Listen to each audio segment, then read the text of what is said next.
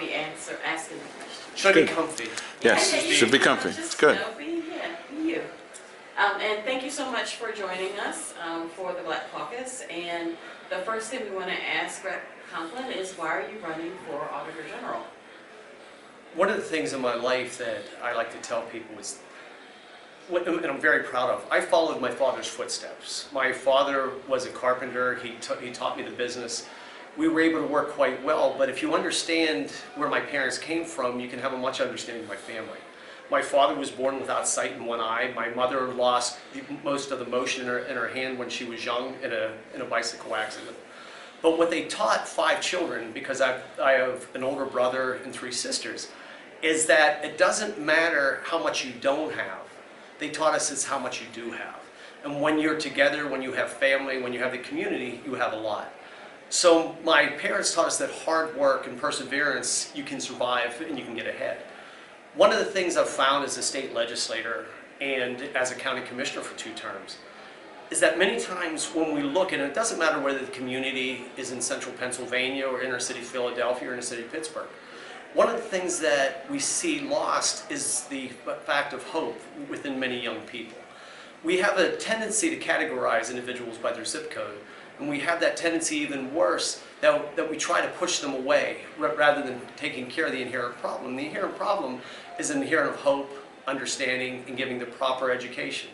Now, as an Auditor General, I can be quite honest with you. I've balanced the budgets. I have a business. I can tell you how to do the accounting, the bookkeeping. I can tell you how to pay the taxes. I can tell you everything across the board. As a county commissioner, I oversaw everything: the controller's office, pathonetary's office, Office of Aging, Children and Youth, Transportation, Senior Centers. I had to make sure that every one of those budgets were operated. And as a state representative, of course, we stopped the midnight voting. We were able to do a $65 billion budget. But what I'm most proud of is that as a county commissioner in 2001, we did a no discrimination policy. It doesn't matter your ethnicity, it doesn't matter who you love, it doesn't matter your gender. You could not be discriminated in Center County because of that. When we built a new jail, I was the chairman. So when we built a new jail, it wasn't for warehousing individuals, it was to give them ongoing drug and alcohol rehabilitation. Because I can tell you that when someone goes to jail, they don't get over their addiction.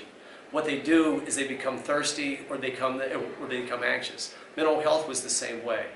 The Auditor General is much more than that. You can abdicate these things. Although you may not be going in and looking at the books in certain areas, you're able to use your position to not only help those in need, but help those who may be in trouble to move forward in their lives. So you talked about ableism and your parents, your personal experience with your parents and them not allowing their disability to impact what it is that they were trying to pass on to you and your siblings. Talk about your professional belief in diversity and inclusion. When you look at my professional belief in diversity, as someone, and many times we think that discrimination only comes because of your gender or because of the pigment of your skin. For myself, because my wife can tell you, one of the stories I like to tell, I don't like to tell but I use it, is that my wife came from Summers Point, New Jersey, and she moved up in the mountains in central Pennsylvania. I live about 20 minutes west of State College.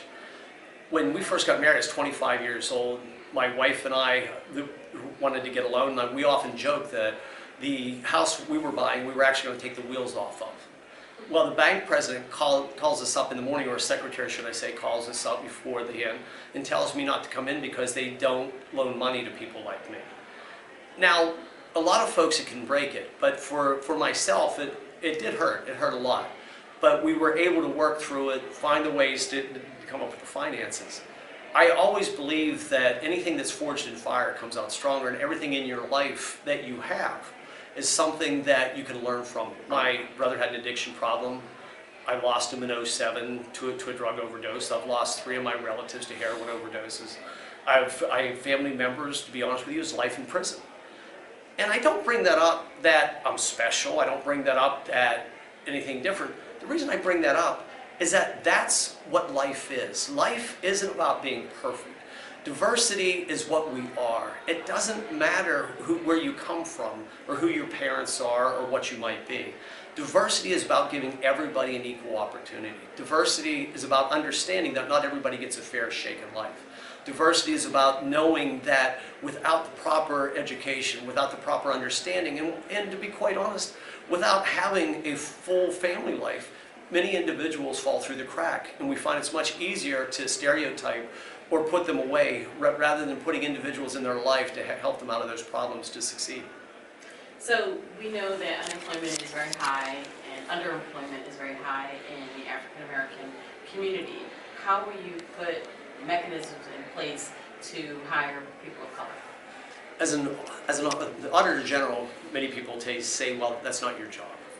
But again, public service isn't about just doing the bare minimum. It's pulling out of the maximum. We have to engage in communities. We have to make sure that young men and women understand that somebody loves them and somebody cares about them. We have to look at ways within hiring practices to not only just have the most qualified individual, but have individuals from diversity and backgrounds, because we all learn from one another. We learn to be open. We learn the fact that maybe the individual we meet isn't exactly what we thought. And I'll try to say this the best I can. We have a tendency as human beings to compartmentalize what somebody is. It's easier to stereotype than it is to learn the differences. And being different is a good thing. Not being the same is wonderful. Having somebody in your life that has maybe just a little bit difference, whether they talk or walk or look, is what makes us what we are. As an Auditor General, I'll be assured to make sure that my staff has diversity. As a state legislator, I've always had diversity within my staff. As an auditor, I'll make sure that we're able to work with the legislature to put laws on the books. So as an auditor, I can go in and make sure that anybody that gets government money must have a diverse workforce. They must be able to comply with these certain restrictions, which I should have said because they aren't restrictions. It only opens the door and makes not only the workplace better, but but the productivity of that certain department or where it may be much better. So you talked about your experience in accounting and owning your own business. What's your experience in auditing? Well, as a state legislator and as a county commissioner, I had to oversee the auditing within the county. As a county commissioner, you are audited frequently and often because every penny you have is government money. Every penny you have is that of the county controller. Overseeing the nursing home, we can tell you that the audits had to be done on time. I'm one of the few people in the State House can tell you about a pension system and an actuary, and trying to use the 5-year arc to make sure it's stabilized. And again, in business, you have to be the accountant, and you do get audited. Your payroll gets audited, your workman's comp gets audited, and you have to go through those processes. And your books must be clean and they must be in place. So when you look at the facets of each of these jobs, I am qualified, but even more than that, I know where that money comes from because I am the one, or should I say myself and my colleagues, because nobody can do anything alone, are the ones that had to sit down, do the budgets, put the money out there. So I have the understanding of both ends of it, and the third end is being in business and being audited as well. And so as a elected official, as a state representative, you have certain expertises. And so what specific expertise will you bring to the Auditor General's office? And it doesn't have to be focused in on being a state elected official. You know, be focused on your business and your other, elected roles.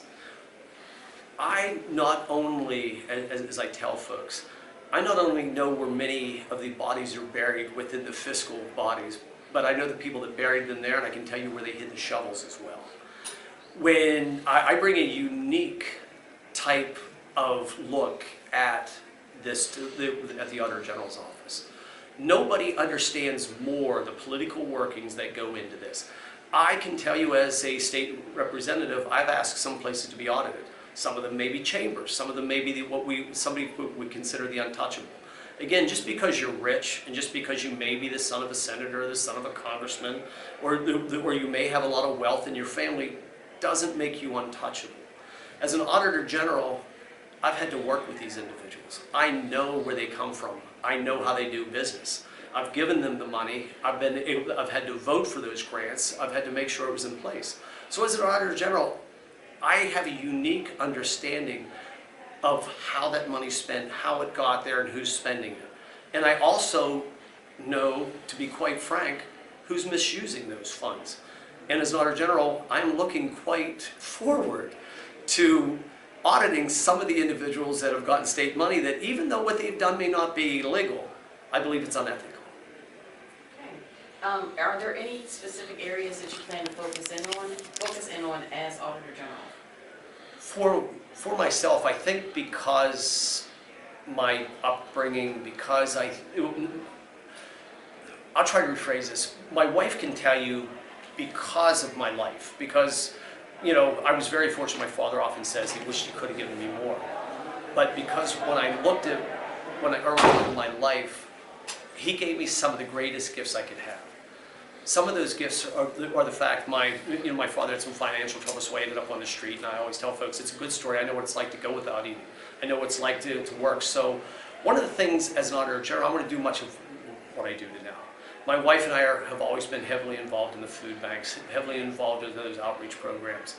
But I would like to expand that, to be able to help, especially those youth at risk, male, female.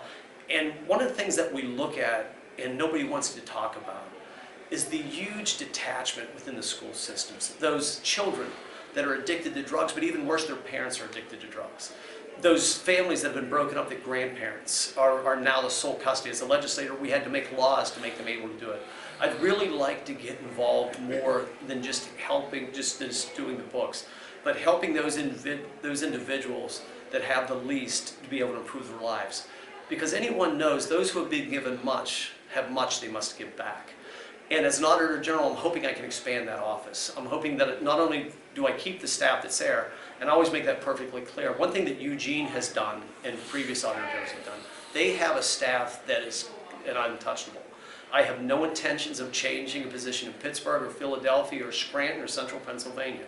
But what I do want to do is be able to take their expertise, allow them to do their work unshackled, but also move out and get more involved in the communities and help those individuals with the least be able to improve their lives much more. Is there anything else you'd like to share with Black Caucus members about your candidacy for Auditor General?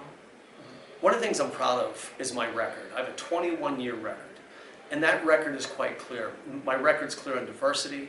My record's clear on making sure the books are straight. My record's clear on open government.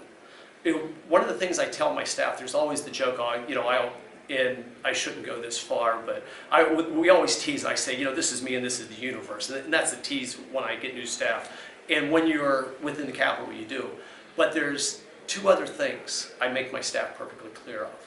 First off, you never lie for me. And the reason I do that is that not only does a staff individual feel more at ease knowing that they don't have to cover for their employer, but it makes the person that has to oversee their individual that has to oversee them, makes them understand that they have to stay on the straight and narrow. And the second thing that I'm most proud of is that we work within the office to make sure that, I call it a no complaining zone, that when you come into the office, that we're there to do our job. We're the people's business. Because one thing I learned as a state legislator, many times we have 10 things to do in a day. We have 20 meetings to go to. We have people that we have to see.